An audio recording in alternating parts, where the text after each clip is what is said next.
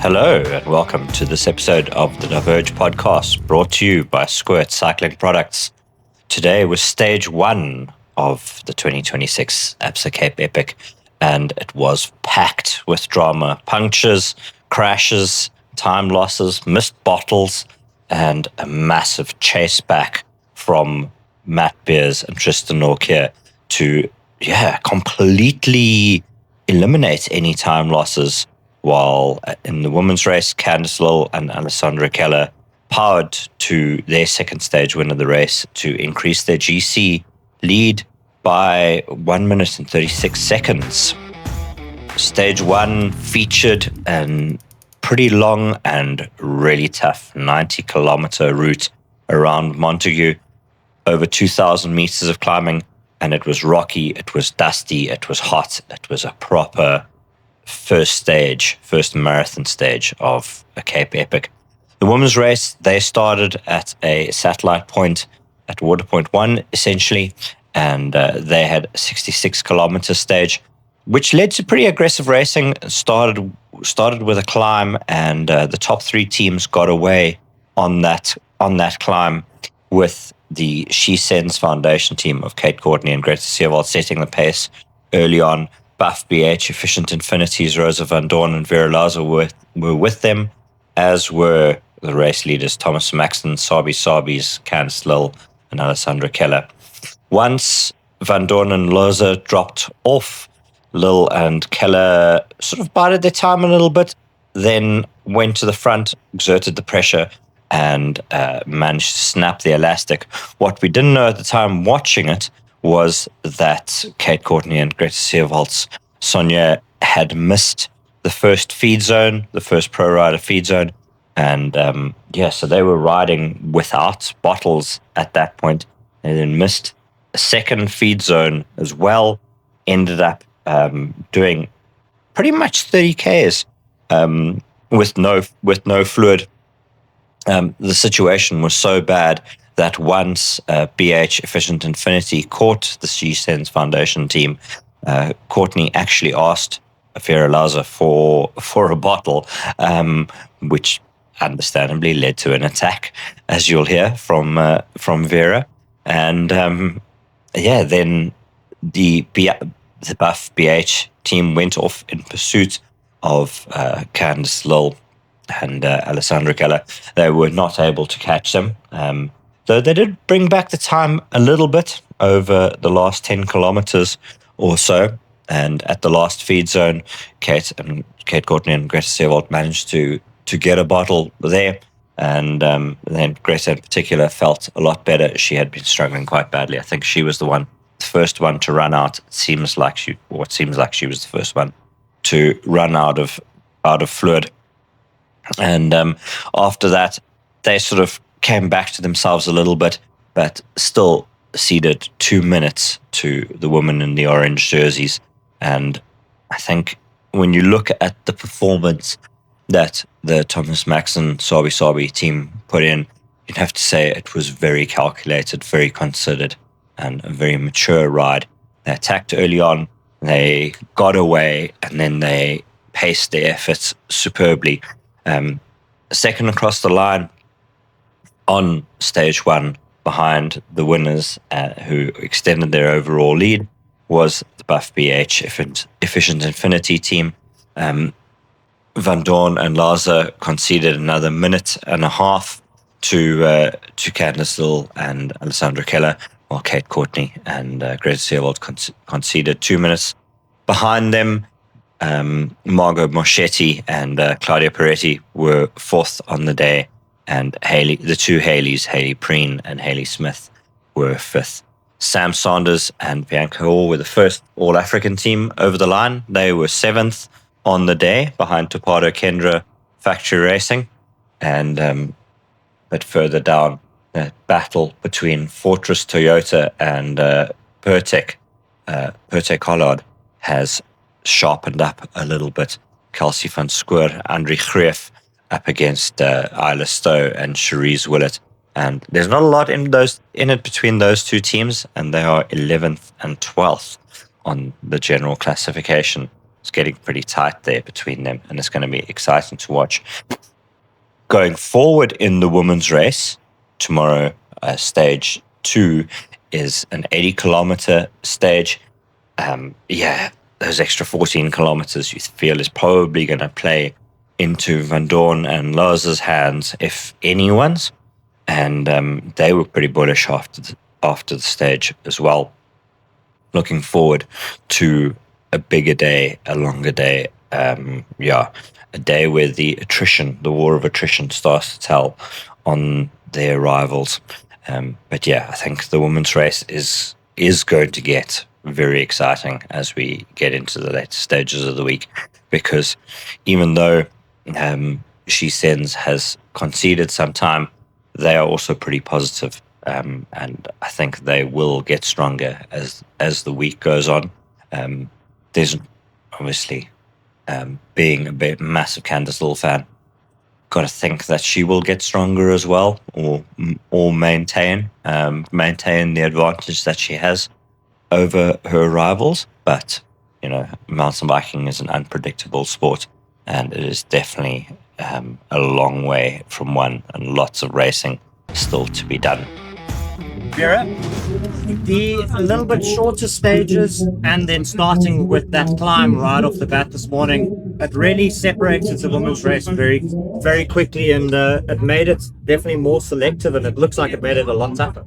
Yeah, it was 3 brutal hard hours out there. I don't even know what to say about it. I think starting from the start would have been easier because you kind of have a little bit of riding into it. But now we started straight on the climb with these riders here that are of such a high level. I mean, it was just brutal. And then mixing up between the men and everything, it was quite messy out there, to be honest. But after a while, we found our rhythm, we found our groove, and we rode into it. And then it got better, yeah. But flip, it never got easier. Looks like you finished really strong, came back a little bit to Candice and Alessandra, and then obviously past Kate and Greta on the trails as well. I think Kate asked me on the last climb if we had water for them because they missed their feed, and when I heard that, I'm like, oh no, I don't have water, but I'll attack you now. So that was our moment of glory, I would say, and then we just kept trying to go as fast as possible to the finish and take that second place. But it feels so good to be back on the podium. In the men's race, Matt Beers and Tristan Nortje had some early troubles. Nortje punctured only about 15 or so kilometers in, and it turned out to be a pretty bad puncture as well. He tried to plug it himself. Matt Beers then tried to plug it. Marco Hubert came past, gave them a CO2 canister and a plug. And eventually Tristan says they probably put about 5 plugs into it, couldn't get it to seal, and had to wait for Jaden Tolo to catch up. Fortunately, he wasn't too far back at that point. Changed wheels with Jaden Tolo, who is racing with Louis Goosen for Toyota Specialized Imbuko 3, and left them with the problem to sort out. And then Nortje and Beers went on the charge to make up the time that they had lost, which equated to 3 minutes and 40 seconds on the trails. Within the first 20 kilometers or so, they pulled back a minute and a half, and we were a little bit concerned that Matt was overdoing it. But I didn't get the chance to speak to him during or after the stage, but he spoke to British Ben, who works for Quattro Media, and he confirmed to Ben that not only were him and Nortje communicating the entire time, but he also has trained and has raced with Tristan Nortje before, knows him very well, and he was keeping an eagle eye on him to just check the body language and make sure that Tristan wasn't telling him porky pies. And I think as Tristan says, if you've got good legs, you've got to use them, and that is exactly what they did. They managed to get back to the lead group, which had the second place Willier Vitoria, team of Luca Braido and Simone Avondetto, as well as the Buff BH team, Wout Alleman, Martin Stosek, Orgone Willier, Matteo Cesaro and Yuri Zanotti, Klimatiza Orbea's David Villaro Santario and Mark Stutzman. And they were actually the team doing a lot of the pacemaking Um, David Villaro is in absolute phenomenal form. He is an absolute beast, of course. A former bronze medalist at the Olympic Games and Spain's most decorated cross-country mountain biker in recent years. He's just smashing it on the front there. But especially in the single tracks, that big group that had 5, sometimes 6 teams in it, weren't quite able to match the speed of the lone chasers, and inexorably Matt Beers reeled them in with Tristan Nortje on his wheel. They caught up with just under 20 kilometers to go. There was a little bit of an attack from Buff BH, but they were unable to get away. And then it was always going to come down to a sprint finish. Last sort of 10 kilometers or so was a lot of jockeying for position, and Wout Alleman and Martin Stosek were the ones who managed to achieve that to the best effect. Wout Alleman leading onto the fields, Martin Stosek in third wheel, and they managed to hold off. I'm actually not quite sure which order it was that the Willier Vitoria riders finished, if it was Luca Brado challenging up at the front with Wout Alleman, or if he was behind Martin Stosek. But nonetheless, Alleman and Stosek took the stage win by a very slender margin. No margin at all. Toyota Specialized Imbuko's Matt Beers, Tristan Nortje crossed the line in third, technically conceding 2 seconds, which sets up an interesting situation for the coming days. Orgonia Villiers, Azzaro and Zanotti were fourth across the line, 3 seconds down, and then a little bit of a gap to Villaro Sanero and Stutzman of Klimatiza Orbea, who were 9 seconds down in fifth position. That leaves the general classification very nicely poised. Of course, Toyota Specialized then do actually concede 2 seconds to Willier Vitoria, so there's a 5-second gap, rounded a little bit less than 2 seconds actually. So, as I'll explain. And then Klimatiza Orbea are third at 20 seconds, 27 seconds back from the race lead. Azzaro and Zanotti of Orgonia Villiers, and Topado, Kenda, FSA's Fabian Robinstein and Casey South are a minute and 38 back. They crossed the line in sixth. They were just behind that battle for the stage victory as well.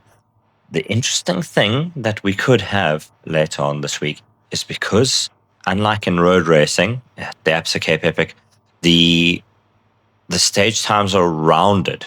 So because of that, you can have, and you don't get the time of the first team across the line in a sprint. So there tends to be 1 second gap awarded between teams in sprint finishes, and sometimes 2 or 3 second gap between first and third place in a sprint finish, especially because the time is taken by the second rider across the line, not the first rider. So now that 5-second lead that Toyota Specialized have over the coming days, where I think we will see another at least 1, possibly 2, probably 2 sprint finishes. We could see Willier Vitoria chip away at that and potentially get themselves into a position where they could leapfrog into the yellow jersey without actually really gaining proper time. It's interesting. It's an interesting one, which British Ben will have to try to explain in the news. So hopefully for his sake it doesn't come to that, because I don't think I've done a particularly good job in explaining it here either, and they have far less time. They can't ramble on about it. So we will see what happens there. Tomorrow, 102 kilometers, the first of 3 stages over 100 kilometers, starting and finishing in Montague and going up the Oberg Pass, fantastic gravel pass in the area that links Montague to the Naceberg Nature Reserve, and also further north to Toes River on the N1. The race, of course, doesn't go anywhere near that far north, but just a little bit of interest's sake from a geography nerd. And yeah, it's going to be a tough day. 2,100 meters of climbing, but again, we've got about 10 kilometers of valley orchard roads in the final 10 kilometers of the stage, which is Matt Beer's territory. If he is in front or behind, he will be making up time or gaining time. But if there's a group comes into those roads together, you can expect it once again to end up in a sprint finish. And I think for the men's race, that is how it is going to play out. Kind of the way the stage runs in, it kind of reminds me of those Tilbach days where the race goes over the mountains into the Witzenberg Valley on the wagon trail, or those stages into Wellington, which always have that long drag across the plains as well. A real Matt Beers territory, that. But yeah, if no selection has been made, it might not be the most interesting, unfortunately. I have also forgotten about the Absa African jerseys. Of course, Matt Beers, Tristan Nortje are in red as well. And then Insect Science, Safari Essence, they'll be wearing the red jerseys on loan from Toyota Specialized Imbuko. Wessel Botha and Johan van Zyl, next best placed South African team. They've slipped a spot from the prologue. They weren't 10th, they're 11th now, 6 minutes down. Toyota Specialized Imbuko 2, Marco Hubert and Travis Stedman. They are 16th overall, 9 minutes and 45 seconds down. So 3 minutes and 45 off second place there in that competition. All to play for then ahead of stage 2. Thank you very much for tuning in, and we'll chat to you later on in the week. Until next time, cheers.